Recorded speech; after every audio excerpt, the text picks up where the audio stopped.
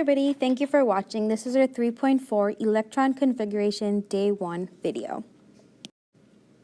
So what I want you to do first is pause this video and complete this do now. This refers to 3.3 material. So hopefully you tried this do now and you remember from our 3.3 video the two exceptions for the D block. The D block, the exception is n-1. And if you remember, n is our principal quantum number, which is equivalent to our row number. For the F block, our rule was n-2. So every time we're in the F block, we want to minus our row number by 2. So these four examples want you to just look at the row number for where this element is and indicate what sublevel it's in. So the sublevel is whether it is going to be the S, P, D, or F block. Right? So your answer should look like this. For lithium, it's in the 3S. For chlorine, it's in your 3P. All right, TC, you can take a look at that, and that is going to be in your D block, but remember the rule n-1. So it's going to be in our 4D, and then our GD is going to be in our 4F. So today's objectives is to talk about the rules for electron configuration and then learn how to write these electron configurations using these rules. So a quick review, all right, remember our principal quantum number are n and our rules n-1 and n-2 and the shape of the orbitals for this video, which is S, P, D, and F. So this picture is very helpful because it does the math for you. It minuses the D block by 1 and it minuses the F block by 4. So if you want to keep this picture with you while you're watching this video, I believe that would be very helpful. So let's talk about the first rule in electron configuration. The first rule is Pauli's exclusion principle. So what that basically means is that it tells us that no two elements can have the same 4 quantum numbers. So no two elements can have the same principal quantum number or the same angular or the same spin. Those 4 things in that chart in the last lesson, they cannot have those 4 numbers. So therefore, each orbital can only hold 2 electrons. So a quick summary, in other words, no electrons can occupy the same space because they all need to have different quantum numbers. The next rule is Aufbau's principle. So Aufbau's principle tells us that electrons occupy the lowest energy orbital first and then they move on. So if you're at a concert of your favorite artist and the stage is right there, you want to be as close as possible to your favorite artist. The more you go up and further away, the seats get further and further away. You end up in the nosebleed section, and we don't really want that. The same applies for electron configuration. We need to fill the 1s orbital first before we can move on to the 2s. And then we need to fill the 2p before we can move on to the 3s, and so forth and so forth. Lastly, Hund's rule. Hund's rule tells us that electrons with the same spin fill in orbitals before any pairing occurs. And we're going to talk this more when we talk about orbital diagrams. So you just want to indicate this and we'll come back to this. So really quickly, if you have a positive spin, the symbol looks like that. And if you have a negative spin, it's just a down arrow that looks like that. So let's talk more about electron configuration now. Let's talk about the notation. So right here, this 1, if you remember, this is our principal quantum number. And if you remember, that is our n. And if you remember, n equals row number. And I want you to keep this in mind. This S right here is our sublevel or our shape. And we can only have 4 options, S, P, D, or F. And then this exponent at the top, I'm going to say this is our position because this tells us which element we are actually talking about and what's its position. So I want you to keep this notation in mind as we're going through this video. So the best way to learn electron configuration is through examples. So what I want you to do is follow along with these different example problems with me. The first example says, write an electron configuration for hydrogen. And if you take a look at our periodic table, we know that hydrogen is right over here.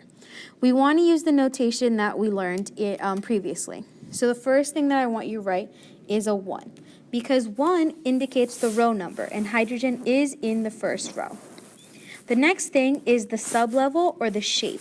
And if you remember, the first 2 columns right over here, this is our S block. Don't forget our helium. Helium is supposed to be right over here. So that is also part of the S block. This right over here, this is our P block. From here to here is our D block, and then all of this is our F block. So we indicated the row number and the shape. Now we need to talk about position. So let's really quickly talk about the S block and what its positions are. You really only have 2 options. You can either be in the first position or the second position. If you're in the D block, you have an option of 10 different positions. Are you the first, second, third, fourth, fifth, all the way up to the 10th element in that specific row? In the P block, you have an option of 6 different positions. You could be the first element, the second, third, fourth, fifth, and sixth. And then lastly, for our F block, you can have 14 different positions, right? And that just indicates where you are in the row. Going back to our example problem, if you take a look at hydrogen, hydrogen is in the first position in the S block. So the full electron configuration for hydrogen is so, 1s1. Let's take a look at our second example. Now we want to write an electron configuration for helium. And don't forget, helium is supposed to be here in the S block. So first, indicate the row that helium is in. It's in the first block, in the first row. It's in the S block, and its position now is not 1, but it's now 2. So this is the full configuration for helium. What if we wanted to write an electron configuration for oxygen?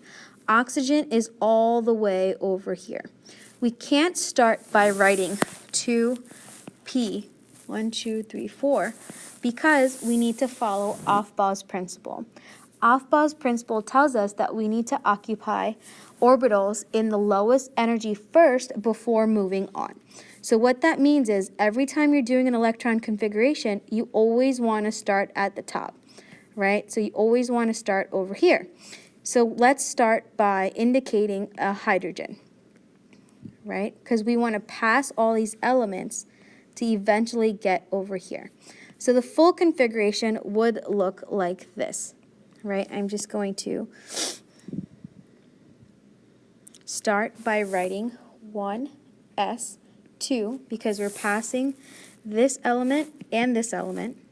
And now we're starting over here. So now we're in the second row. We're in the S block, and we're passing these 2 positions. So we can write 2 at the top. Right now, we're right over here. We're in a new block, so we need to indicate the row number, which is 2, and then the sublevel, which is the shape, and that's P, and oxygen's position is 4. So the full configuration looks like this. Usually, we just want to write it all together. This is the full configuration for oxygen. Let's take a look at vanadium. So vanadium is all the way here in the D block. Again, you always want to start at the top. So we can start by writing 1s2, that covers those 2 elements. 2s2 covers these, and then 2p6 covers these 6 elements. And then we're over here, 3s2, that covers that. 3p6, it covers these 6 elements. And then we're over here, which is our 4s2. And then remember the rule for the D block, n minus 1. So instead of writing 4d, we're going to write 3d and indicate vanadium's position, which is the 3rd element in that row. So this is the full configuration for vanadium. Now let's take a look at an element in the F block. So that's all the way over here. If you take a look at this star right here, technically the F block is supposed to be squeezed right here between our S and the D. So this row is for here, and then this row is for here.